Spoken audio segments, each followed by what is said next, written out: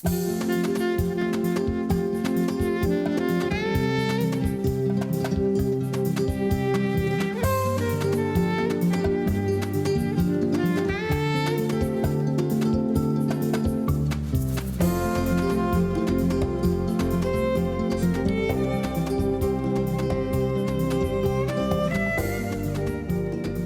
tal? ¿Cómo le va? Muy buenas noches. Le doy la bienvenida a nuestro estudio de Canal 11 y desde luego comparto con usted el interés, la inquietud, las emociones que nos están sacudiendo estos días. Todos estamos pensando en mesas redondas, debates, cómo serán las elecciones. Nos preguntamos muchas cosas y claro, estamos en tensión, es un poco fatigoso, digamos.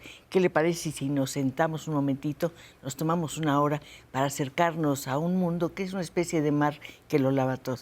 El mundo del arte. ¿Sabe qué? Hoy nos acompaña aquí en nuestro estudio una persona a la que conocí hace mucho tiempo.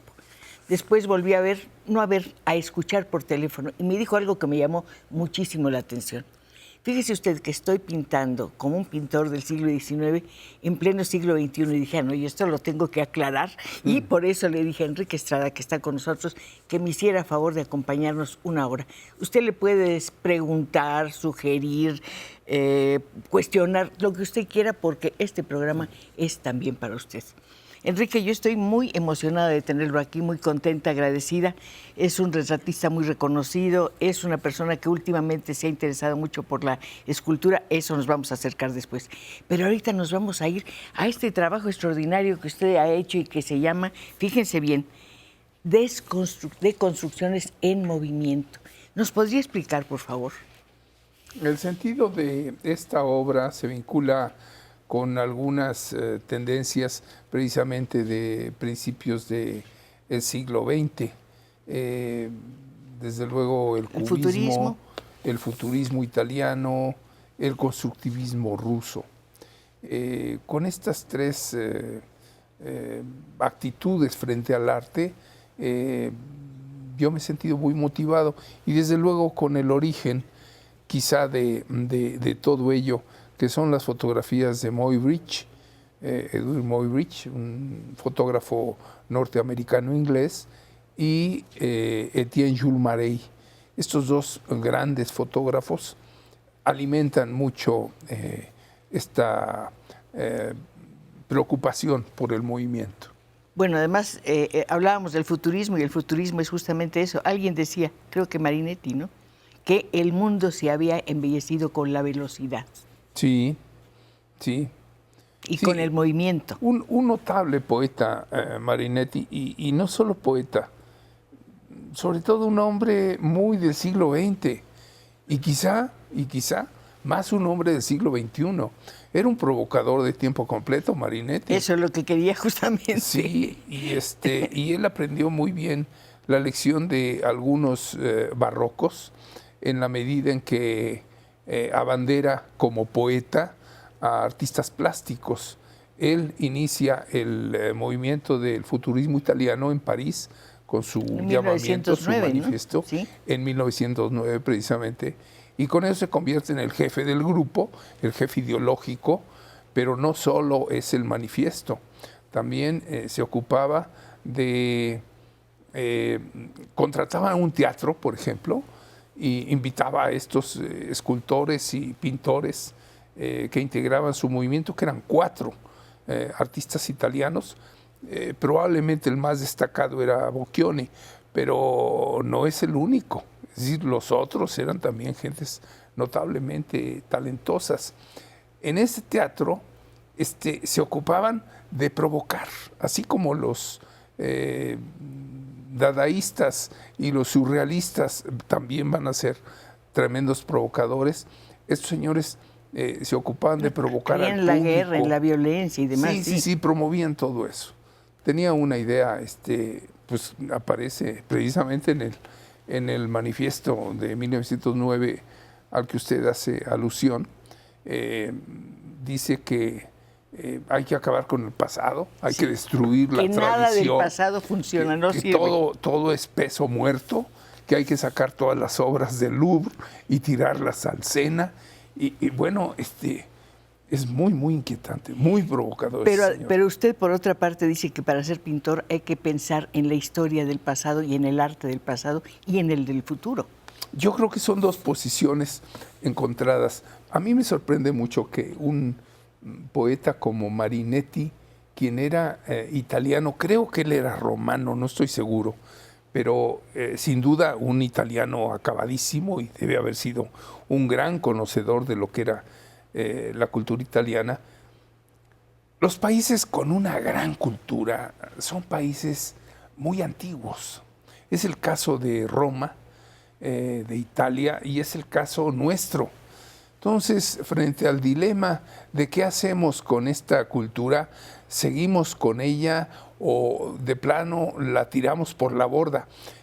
Marinetti fue muy claro, dijo no, la tiramos, destruimos. No se puede tirar la cultura, está en nuestros genes, está en la luz que hemos visto. Yo así lo vivo. Sin embargo, hay gentes, incluso gentes muy destacadas, muy conocedoras y muy en la cresta de la ola en este momento. Estoy pensando en un señor como Jeremiah Rifkin. ¿Quién es? Díganos, no sabemos, yo no sé por lo menos. Hay que conocer a ese señor. Sí. Es pues no sé, uno de los asesores de Angela Merkel, por ejemplo, entre otros, porque hay otras personas a quienes también él asesora. Y es un hombre que yo lo acabo de descubrir en Internet. ¿Qué tiene que ver con el arte? Con la cultura, más bien. Él habla de las amenazas que vivimos, de las acechanzas respecto del cambio climático, respecto de lo muy tremendo, muy contradictorio de los nuevos lenguajes, porque son maravillosos, pero a la vez son avasalladores. Recientemente yo viví una experiencia muy extraña. Mi hija me acompaña a San Miguel Allende y veo cómo se maneja ella. No suelta el teléfono. En todo momento está en el teléfono. Y en una tensión especial. Entonces yo le digo, bueno, ¿por qué no te relajas un poco? ¿Por qué no te desconectas? Apaga el teléfono. No puedo. Ni por mis hijos, ni por mi marido, ni por el propio trabajo que desarrollo. Si están conectados, eso forma parte de la famosa conectividad. Es como una actividad, como conectividad permanente. Frente a esto, ¿hay intimidad con uno mismo?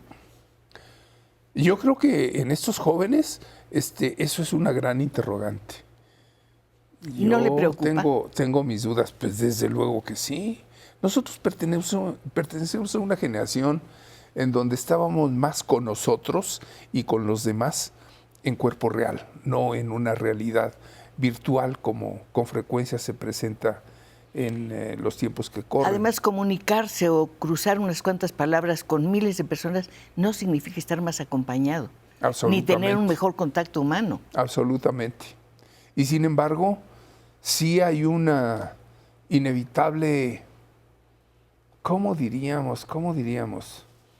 Hay un conecte muy grande, muy simultáneo, muy rápido, muy inmediato con la sociedad cercana.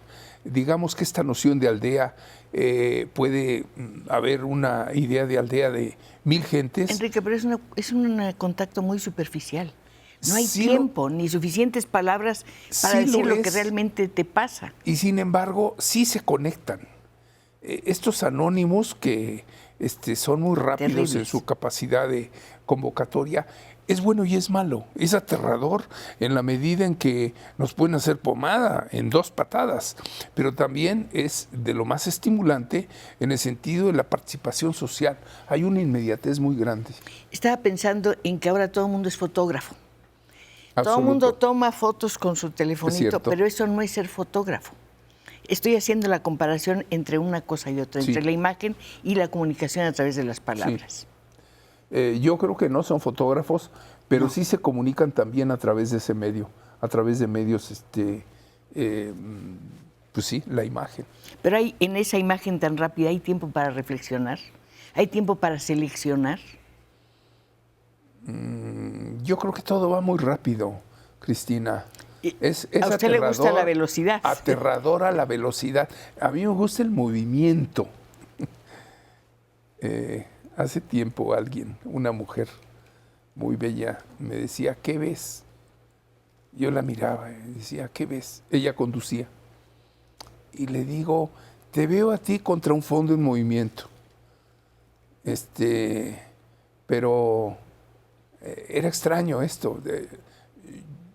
Como retratista estoy acostumbrado justo a lo contrario, a la parsimonia, al análisis, al estudio de algo que en la medida en que hay velocidad y movimiento me cuesta más trabajo, pero son los tiempos que corren. Alguien decía, lamento no recordar el nombre, un retratista es un paisajista. Si vemos al hombre como parte de un paisaje. El rostro es un paisaje. Claro que sí. En cierta forma, ¿no? Desde luego que sí. Todo lo es, todo puede serlo. Sí, sí. Y hay un elemento, además, en esa quietud de la que usted hablaba, de la parsimonia para hacer un retrato, para tener al sujeto frente, es la luz.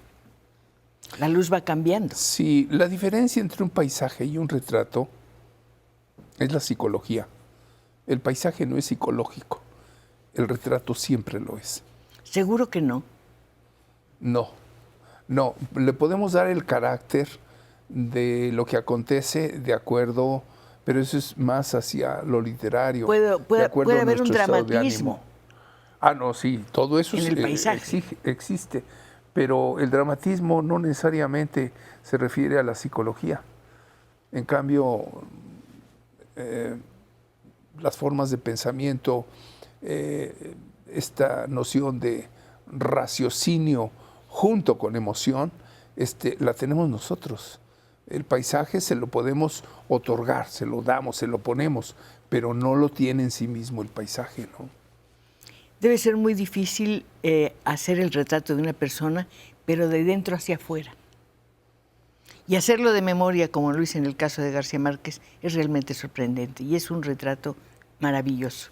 Decía Gabriel García Márquez, no le voy a decir Gabo porque me gusta su nombre completo, que era un retrato digno de que lo hubiera pintado Goya. ¿Qué sintió de que le dijera eso? Me sentí realmente muy conmovido, la verdad. No solo eso, él dice también que Álvaro Mutis decía de él que se parecía más a él que él mismo. No, realmente son elogios desmedidos, ¿no? Voy a cortar el elogio para que no se envanezca porque hay un corte.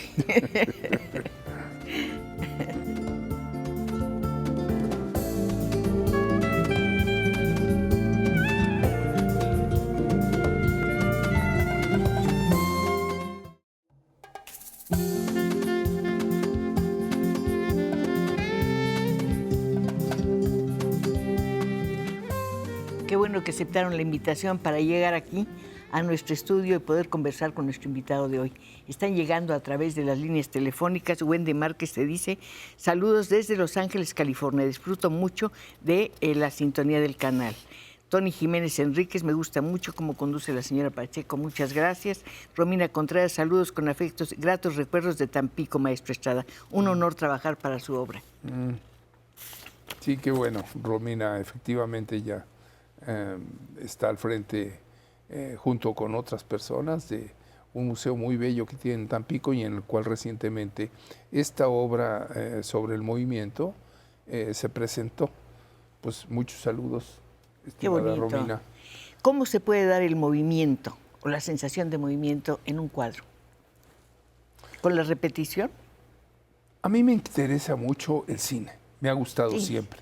Desde niño yo soy y sus papás también, ¿no? Cinéfila absolutamente. Sí, mis padres inevitablemente me iniciaron en ello. Mi padre gustaba de las películas de vaqueros y de acción, y mi madre gustaba de películas románticas. Entonces, en algún sentido, a mí me gustan los dos géneros, las de acción y las románticas, pero sobre todo me gusta el buen cine. Me he hecho un hombre cinéfilo, creo que soy un buen conocedor. Yo quise ser director de cine, pude haber participado de esta fantástica generación que ahora está en los cuernos de la luna. Ahí está ¿no? Del Toro, a quien usted tanto admira. Asombrosos directores. Los tres, los Iñárritu, cuatro, porque Cuarón. Lubezki, el gran fotógrafo que trabaja con varios de ellos, también es un ojo de la imagen fantástica, ¿no? Comentábamos hace un momento, Cristina, sobre la memoria. Recuerdo un hermosísimo y brevísimo poema de Jónicos, de Cavafis. Dice algo así como: sacamos a los dioses de los templos, de sus templos, y aún así ellos permanecen. Es decir, los templos ya no existen, pero en alguna forma los dioses permanecen. Ahora, me gustaría explicar por qué razón mencionamos la memoria. Le comentaba al maestro que noté que en varias de sus obras se repite, en el título de sus obras, la palabra memoria. Sí. Coincidimos plenamente en la importancia de conservar nuestra memoria. Nosotros somos países muy antiguos. México es el país más antiguo de toda América, incluyendo ampliamente Estados Unidos. En la medida en que tenemos culturas muy antiguas y muy decantadas, muy reflexionadas a través de los siglos, yo creo que somos riquísimos y tenemos que adelantar con ellas, contrario a lo que Marinetti comentaba: hagamos tabla rasa del pasado y partamos de cero. No, yo creo que no podemos hacerlo eso. Y acabar no es así como lo veo con yo. La puntuación, con la ortografía, absolutamente con todas las fórmulas. También se acuerda que lo sugirió alguna vez García Márquez, un poco en broma. Él lo vivía bastante. Sí, él lo vivía bastante. E incluso tiene una publicación en donde él no usa ni puntos ni coma. Se echó todo el libro sin puntuación, pero con mucha literatura, ¿no? Sí, que claro, Lo una cosa entiende uno sustituye la otra, perfectamente. pero bueno, también Beckett en algunos de sus libros acaba completamente con la puntuación. Sí. Pero en fin, volvamos a su trabajo, que es lo que realmente queremos conocer. Yo creo que cuando uno charla con un pintor, está en su mesa de trabajo.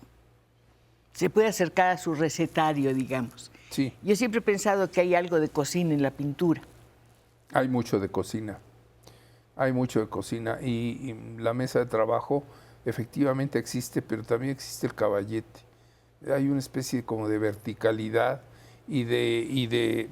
la silla nos marca una geometría y una actitud frente a la obra y frente a la creación. Inevitablemente estamos en eso. Yo creo que todo ello, por ejemplo, pienso en Leonardo da Vinci como un hombre muy sedentario. En cambio, Miguel Ángel debe haber sido un hombre físicamente más activo. A pesar de su versatilidad, me refiero a absolutamente, Leonardo. ¿no? Asombroso, ¿no?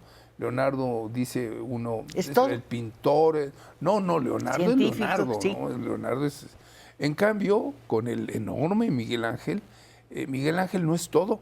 Miguel Ángel solo era un asombroso pintor, un asombroso escultor, un increíble arquitecto y un magnífico poeta. Pero era nada más eso. Se le hace poco.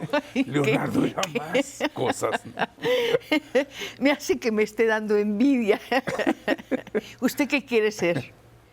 ¿Dibujante, pintor de caballete, muralista, Durante poeta? mucho tiempo yo quise ser muchas cosas o varias cosas y no me las planteaba, simplemente iban surgiendo. Yo soy una persona muy frustrada. Quise ser cineasta, quise ser escritor, quise ser psicólogo. Hay algunas otras cosas, arquitecto. Y pues solo soy pintor, escultor ahora, y no me niego a la posibilidad en un futuro muy inmediato poder hacer filmación o escribir. Pero como Me muralista gusta. usted se acerca profundamente a la arquitectura, así que no está tan frustrado en ese sentido. Sí, en la medida en que incorporamos la pintura a la arquitectura, sí, desde luego. Y ahora lo haría además de manera más acusada porque creo que he crecido un poco más desde la última vez que enfrenté un mural en Decía, Palacio de Gobierno, en Hermosillo. sí, decía usted una cosa que me impresionó. En la pintura ya hice todo. No, para nada. No, la pintura no se acaba. No. Que por eso se acercaba un poco más a la escultura. Ah, ya. A Es eso que me ya refiero. había hecho todo en cuanto al planteamiento que yo me había desarrollado en un momento dado. Hablábamos del movimiento, de plantear una forma, esta forma. Sí. Yo tengo esta forma. Yo tomo un cubo y lo voy jalando hacia un lado, hacia otro. Lo descompone. Lo voy deformando y en un momento dado lo corto y me encuentro con que es posible que ese cubo crezca de una manera distinta. Pero sigue siendo un cubo, lo pero seguimos sigue siendo un reconociendo. cubo y el mismo cubo, con pequeñas variantes. Bueno, imagine usted, Cristina, que esto yo lo desarrollé en un dibujo o en una pintura. Una vez que yo tengo eso, lo corto y lo vuelvo a construir de una manera distinta de como originalmente se planteó. Usted decía que el arte es destruir y construir. Sí, incluso es lo que queda, lo que finalmente a mí me importa. Y coincido con que esta actitud ha prevalecido en el criterio de muchos artistas, no solo pintores, de escritores, teatristas, en fin, de distintas actividades. El propósito del arte es una supuesta pretensión de recibir información, lo que vivimos, lo que el hombre vive, y traducirlo en el lenguaje de uno. Uso sus palabras y poner en el mundo algo que no existía. Eso es muy importante. Es como un texto. Sí, sí, sí. O por lo menos... Antes de que empezara a hacer usted este trabajo, no estaba en el mundo. Está en el mundo, ocupa un lugar, tendrá una sombra, proyectará una luz o una luminosidad, porque, Sí. porque usted lo hizo. Sí, es cierto, es cierto. Pero, ¿cómo decirle? La obra existe, allí está, pero no necesariamente corresponde a una cuestión de orden volitivo. Es decir, yo tengo el deseo, la voluntad. Durante mucho tiempo lo tuve y ahora me resulta al revés. Como que las cosas me van llegando. A veces, incluso, no puedo evitar que salgan. Me gustaría que nos explicara eso, porque es misterioso y fascinante. ¿De dónde llegan las cosas? Quizá a todos nos suceda lo mismo. Fíjese usted, en un momento dado, yo imagino algo, lo que sea, pero me esfuerzo. Cuando Colosio da ese célebre discurso en donde él dice: yo soy hijo de el esfuerzo, yo vengo de la cultura del esfuerzo, no del privilegio. Yo dije, yo también, yo soy una gente así, esforzada. No me ha sido regalado nada. Pero cuando digo regalado, no me estoy refiriendo a esto, a lo que acabamos de hacer alusión. Me refiero a que en un momento dado es posible que uno, por ejemplo, a través del sueño, reciba cosas. El cerebro humano está activo siempre. Desde antes de nacer comenzamos a pensar y no paramos sino hasta despuesito de morir. Siempre estamos activos. Es algo muy misterioso, muy extraño. Y en la medida en que el sueño nos ocupa, nos liberamos. La razón ya no está dominando ni nuestro cerebro ni nuestro quehacer. ¿Todo lo que imagina ha podido materializarlo? Uy, no, casi nada, muy poquito. Ojalá hay un porcentaje un poco mayor hubiera podido materializar. No, es muy poco lo que yo he podido desarrollar. Pero fíjese, Borges decía, como escritor me falta mucho, pero soy muy buen lector. Qué maravilla. Yo imagino muchas cosas. Como un hombre imaginativo, imagino mucho más de lo que he podido desarrollar. A diferencia, por ejemplo, de estos ejemplos a los que hacíamos alusión hace un ratito, de Miguel Ángel y de Leonardo, ¿Qué ¿no? tanto es un apoyo para usted la literatura? Un enorme apoyo. Y cuento también la historia, ¿eh? La historia con mayúscula. Lo que pasa es que yo vivo todo eso, lo vivo, no es mero adorno cultural, yo he vivido eso. Mi padre fue maestro de historia, pero no solo fue maestro, él logró comunicarnos a nosotros, a algunos de sus hijos, la pasión por la historia. Y yo creo que por ahí va el asunto. Por ahí va el corte. Y algo también la literatura, sí.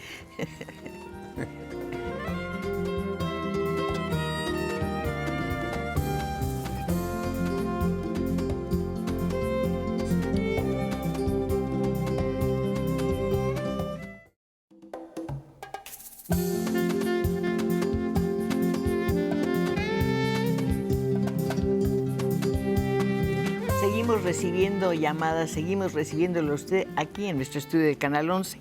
Dice Jorge Rojas Serrano, y quiero mandar un saludo al maestro Enrique. Estoy disfrutando de esta gran entrevista. Muchas gracias. María Flores desearía que la obra del maestro traspasara las fronteras y podamos apreciarla en Estados Unidos. ¿Cuándo planea traer sus trabajos acá? Estados Unidos, Ha hecho sin duda, exposiciones. es un lugar de lo más atractivo para exponer. Pero yo pienso en un buen lugar. Es decir, si no se presenta dentro de ciertas circunstancias, nada más exponer por Estados Unidos o Francia o estas grandes capitales que son, sin duda, lugares muy ambiciosos para estar. Pero mejor estar bien, ¿no? Es decir, si hay la oportunidad, encantadísimo, pero en un sitio idóneo, adecuado, en fin. Es como quien publica libros uno tras otro sin importar que sea la cosa, es tener una bibliografía muy amplia y eso creo que a veces no funciona. Sí. Rulo F. Álvarez, buenas noches, un saludo cordial. ¿Es su amigo? No. ¿No? No Carmen tengo el María gusto. González Jiménez, disfruto mucho de los programas de Cristina Pacheco, es una gran conversadora. No, pues teniendo compañías como la que tengo en este momento, realmente es fácil llevar una conversación y es apasionante, sobre todo eso. Yo pienso que una entrevista es un viaje. Sí lo es. Sí lo es un viaje de un ser humano hacia otro. Pero además es un mundo completamente desconocido. Yo puedo verlo a usted y haberlo conocido antes. Yo no sé lo que usted está pensando, cómo concibe un retrato, cómo elige un muro, cómo dialoga con los colores. No sé nada de eso. Si usted nos dice todo eso, vamos acercándonos. Sí, pero es difícil. Los pintores somos muy objetivos, como muy realistas, como muy concretos, incluso los abstractos. Sí. Si nos manejamos ¿Porque con están limitados? materia. No, porque ese es nuestro lenguaje y adecuamos todo. Hace muchos años a un hermano mío, yo le decía, mi hermano era más joven, desde luego, yo le decía, mira, la inteligencia es una, la inteligencia humana es una, es múltiple, pero en la medida en que tú vas creciendo, vas desarrollando tu inteligencia en un sentido. La inteligencia de un científico, la inteligencia de un maestro de X, la inteligencia de un artista, ocupan derroteros distintos y en ese sentido hay una especialización. Claro, Leonardo es justo lo contrario sí. de lo que hablábamos, pero Leonardo es la excepción, ¿no? Hay una especialización de la inteligencia. En todo caso, nuestra amplísima inteligencia inicial se va cerrando. En la medida en que la conservamos abierta, en esa medida somos muy grandes, crecemos en muchos sentidos. En esa especialización también el lenguaje se vuelve o más amplio o más reducido. Desde luego. Necesitamos explicar más cosas, decir más cosas. ¿Qué tan importante es la música, por ejemplo, para usted? Fundamental, es Para fundamental. su trabajo, para su pintura. ¿Quiere darle ritmo? A mí me ayuda mucho, con frecuencia, escuchar música, pero a veces cuando estoy súper concentrado, al revés me estorba. Apago la música. Y sobre todo, pienso en los tiempos que corren. Uno acude a un centro comercial, está uno en la calle, en fin, nos invade el ruido de una forma tan negativa. Yo me escondo del ruido, de veras, me escondo del ruido. Pero también nos asaltan las imágenes. Todo es imagen. Sí. Se supone que tiene mucho más peso que las palabras. En ese mundo de imágenes, ¿cómo proteger la imagen que nos brinda la pintura? Y la de la reflexión, que incluso antecede con frecuencia a la propia pintura. Es decir, nosotros imaginamos imágenes previas a su realización. Nuestro pensamiento proyecta lo que imaginamos en todo nuestro trabajo. ¿Cómo diríamos? Hay una proyección de el pensamiento humano en la construcción de una novela. Proyección en la vida diaria, cómo voy a organizar mi vida. En ese sentido hay imágenes, aunque creo que usted se está refiriendo, considerando la entrevista, a como un pintor imagina imágenes, ¿verdad? ¿Cómo concibe imágenes? ¿Cómo las enmarca, digamos? Eso es lo que quiero saber. Lo ideal ahora es desenmarcarlas, es decir, que rebasen el marco. Es decir, que puedan crecer. Una cuestión que puede ser de interés en esta charla que tenemos es la composición abierta. En la medida, y un poco me estaba refiriendo a ello, en la medida en que podemos desarrollar una obra y conservamos cierta apertura al desarrollarla, es decir, está la tela en blanco, resolvemos dibujar o directamente entrar con pintura. Eso corresponde a la expresión y al momento de un artista específico. Pero en la medida en que vamos poniendo estos elementos, vamos cerrando la obra.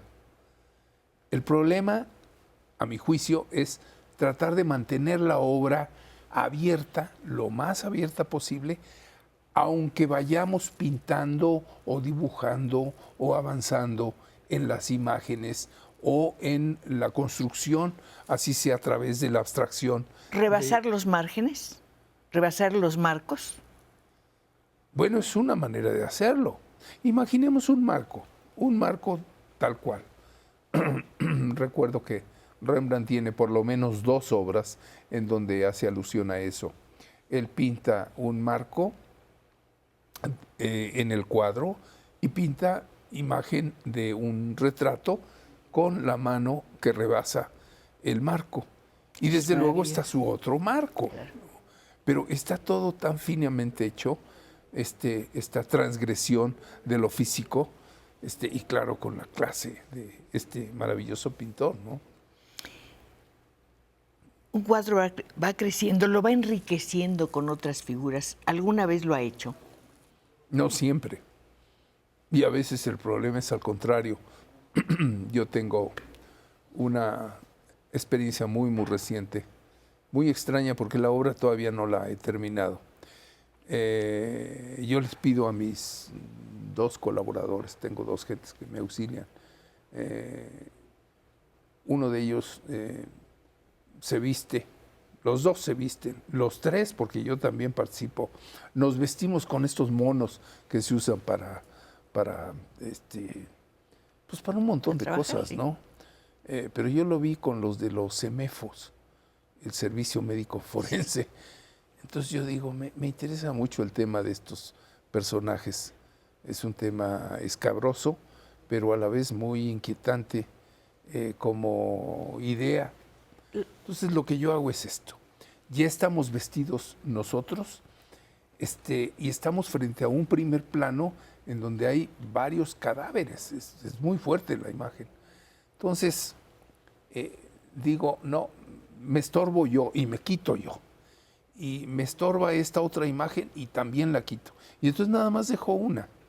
Es decir, en lugar de ir sumando, voy quitando. A veces eso es lo que El escritor lo hace. el escritor lo hace Limpia también. un texto, va quitando palabras, va desbrozando y queda la imagen y vamos limpia. fortaleciendo. Alguien mencionaba Esa su desnudez. relación con la muerte, el tema de la muerte, Sí. la tensión en la figura en el momento de la muerte. A ver, quiero entender bien a qué se refiere. En un texto que leí, no recuerdo ahora el nombre porque tuve que leer muchas cosas, decía, hay una tensión en las figuras muertas, una especie de... Una rigidez. Exactamente. Sí. Sí, quizá la gente no se quiere ir de la fiesta, ¿no? El baile de la vida es maravilloso. Aunque también existe lo contrario. Hay gente que tiene una gran placidez en su expresión mortuoria. Hay gentes que se ven bellas. Es extraño, pero también así es. Quería terminar esta referencia al cuadro extraño. Pedro Páramo es una conversación entre muertos, no entre cadáveres, pero sí entre muertos. Y yo creo que también nosotros desde la cultura, en la cultura, participamos de la conversación con muchos muertos. Es más, con frecuencia son más los muertos que los vivos, Llega un momento en que sí. ¿no? Y no porque se hayan ido muriendo estos, sino porque los que pesan mucho dentro de nuestro ánimo y dentro de nuestra reflexión, pues son gentes que vivieron tiempo atrás. Pero hay una conversación permanente con esas personas. Absolutamente, de eso hablo. Yo no sí. creo en las ausencias, en Sí. ese sentido, ¿no? Sí, Nadie se va del todo. sí, sí, Nos dejan sombras, recuerdos, vivencias compartidas, lecturas. sí. El cuadro que vimos alguna vez con alguien no lo olvidamos nunca. Y con frecuencia eso está más vivo que la gente que está al lado nuestro. Sí, alguien decía, un poeta, llegamos a saber más de los muertos que de la persona que está al lado nuestro. Sí, Porque y además la persona fallecida ya no tiene defensa. Podemos investigar, hurgar todo lo que queramos, meternos en su closet, sacar sus cosas, ver sus papeles, preguntar. y además a veces sorprendernos, ¿no? Yo creo que nos encontramos a seres desconocidos en cierta forma. Sí. Nadie se conoce del todo. Sí, Usted no es igual conmigo que sería con el compañero o con su hermana, ¿no? Somos distintos todo el tiempo. sí, forma parte del misterio de la ¿Eso se puede personalidad expresar en humana. la pintura? Absolutamente se expresa. Se ha expresado y desde mucho tiempo atrás. Claro que sí. Se expresa en términos psicológicos, se expresa en términos de sufrimiento, se expresa en términos históricos. Goya es una gente Maravilloso. riquísima en ese sentido, ¿no? Sí, desde luego. Vamos a ir a un corte dentro de un momentito, pero antes yo quisiera que habláramos, si le parece bien, en el próximo bloque, en el próximo segmento, de su influencia, de su relación con Siqueiros, que es una figura impresionante. ¿Cómo no? Y bueno, pues ahí tenemos ahora muchos temas de qué hablar a partir de él. Y con usted tengo muchísimas cosas de qué hablar, como siempre. Acuérdese que tenemos teléfonos, que usted puede entrar aquí cuando quiera y que desde luego en este espacio hay un sitio determinado para usted para que pueda acercarse a nuestro invitado de esta noche. Si le parece bien, nos vamos a un corte y regresamos.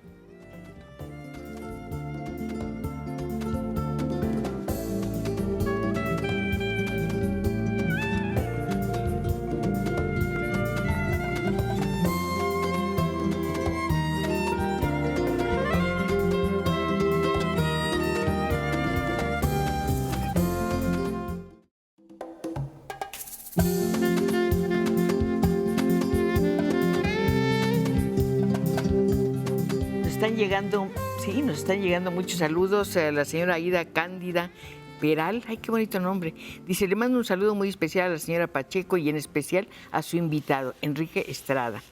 Primo Vega Rosiles. Muchas felicidades para la señora Cristina Pacheco y un saludo muy especial para el invitado Enrique Estrada. Hace un momentito le pregunté al maestro si estaba de acuerdo en que habláramos de su relación, de la influencia que ejerció sobre él David Alfaro Siqueiros. Un saludo muy afectuoso a Primo Vega, un estupendo pintor. Yo lo conozco como paisajista, buen pintor. Y un notable guitarrista de clásico Primo también. Vega, no sabía. Primo Vega, sí. Siqueiros enriquece enormemente nuestra cultura. Tuve el privilegio de trabajar con él. En 66, ¿no? En 66. Con un Siqueiros que tenía más o menos la edad que tengo yo ahora, pero pues una gran personalidad, un hombre riquísimo. Fíjese, hablábamos hace un momento del azar en la pintura. Siqueiros escribe a dos personas, me voy a referir nada más a una. María Zúñolo, de quien él estuvo perdidamente enamorado, escribe una carta en donde le dice desde Nueva York: acabo de descubrir, María, una manera de trabajar en donde pongo unas piezas, las sueldo, unas piezas metálicas sobre una plancha, las sueldo, encima comienzo a tirar pintura, encima vierto thinner, porque era pintura automotiva, y comienzo a mover todo aquello y me encuentro con que en un momento dado detengo el proceso y a eso él le llamaba accidente controlado. Él mismo así me lo expresaba. Pero lo extraordinario de todo esto es que termina diciendo: descubro que el orden no viene del orden, sino del caos. Claro, a partir de esa casualidad, de ese azar, él comienza a construir. Por cierto, en el MoMA tienen varias de esas obras que son fantásticas. Ay, yo no las conozco, voy a ir. Con eso, Siqueiros abre un camino a la expresividad de los pintores de una manera asombrosa. Se dio en llamar el método a esta forma de pintar. Y desde luego el primero que desarrolla esto, pues estaba con él como su alumno, es Jackson Pollock. Pero además frente a ese azar hay que tener la visión suficiente para decir hasta aquí llega. Desde luego, desde luego. O sea, el cuadro ya estaba ahí. Exacto, exacto. Hay otra idea que se conecta con esta. Miguel Ángel decía, la piedra ya tiene la escultura, sí. Lo único que hago es descubrirla. Claro. Entonces es la misma línea de pensamiento. ¿Se define usted como un hombre muy visual? No todo el mundo lo es. ¿O un artista lo es de otra manera? No, absolutamente. Los artistas, pintores, escultores, somos muy visuales. Los cineastas, muy visuales. Y no todo el mundo lo es igualmente. Yo descubro el color, por ejemplo, en un viaje a Cuernavaca, siendo ya un estudiante de la antigua Escuela de San Carlos. ¿En qué sentido descubre el color en ese momento? Porque México es un país lleno de color. Sí. El mercado es una cosa increíble, ¿no? Sí, sí. Pero lo descubro así como las sutilezas del color. Por ejemplo, la tarde caía y veo unos árboles, la luz tocaba de cierta manera. Entonces digo, claro, los verdes no son verdes, hay verdes, rojos, amarillos, ocres, todo el color está allí, pero no lo veía, lo descubro. Y lo descubro en alguna medida a incitación de los maestros que tuve. Un maestro, Castro Pacheco, decía, es que en este grabado hay color. Observen, hay blanco y negro, sí, pero hay color, hay sugerencias de color. Yo no entendía, le decía, yo veo blanco y negro. No, decía, hay color. Está insinuado, no está, el color no existe de verdad, pero está insinuado, está apuntado, está orientado. Es el espectador el que tiene que completar el cuadro. Y no solo de color, de todo, de hasta formas. Hay un montón de elementos que tenemos que ir descubriéndolos de a poco. Por eso es que el cuadro no se da, bueno, no todos, hay cuadros y cuadros, pero con frecuencia los cuadros mejores son cuadros frente a los que uno tiene que reflexionar. En un cuadro, el color oscuro es el vacío. Puede serlo, pero igual el blanco puede ser el vacío. Decía usted que el espectador completa, o termina la obra. ¿Y la luz? La luz yo creo que es un elemento fundamental, que termina, revela, prácticamente en cada reflejo revela ese cuadro. Los escultores, los pintores, los fotógrafos, los cineastas, los arquitectos, cada uno de estos señores trabajan con luz.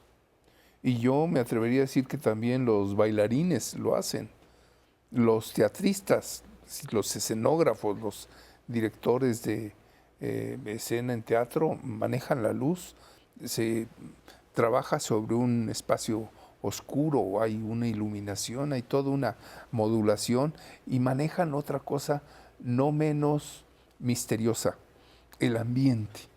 Cómo se logra crear cierto ambiente para expresar una idea respecto del texto literario, respecto del texto teatral.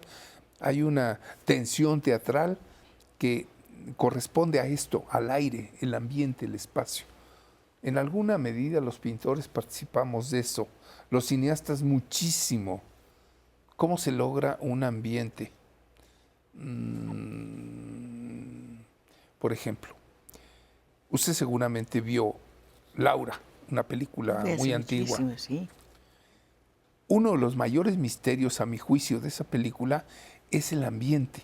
El ambiente de misterio, que se crea. y que te crea Sí, pánico. ¿cómo logran crear? Es otra vuelta de ese tuerca ambiente? también, ¿no? Y es literatura, es suspenso, es el buen gusto, es el refinamiento, es la cultura que Clifton Webb encarna, es la belleza de la actriz central. Sí, no me acuerdo el nombre, pero era maravillosa, sí.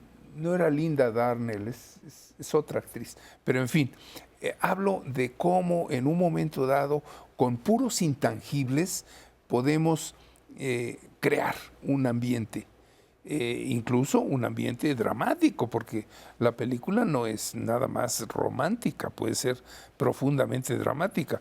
Pues una de las cosas que se da es que este hombre, el que resulta el criminal, porque es también una película de cine negro, asesina a esta bellísima mujer dándole un escopetazo en plena cara, ¿no? Eso es drama actual. Entonces, a mí me inquieta mucho cómo podemos construir el aire. En el caso de la escultura, en el caso de la pintura. ¿Construir el aire? Construir o el darle aire, a el la ambiente. escultura. El ambiente. El ambiente en el que nos desarrollamos. Este ambiente. El escenógrafo se planteó cómo hacemos para que este lugar sea muy cómodo, en la sala de la casa de alguien.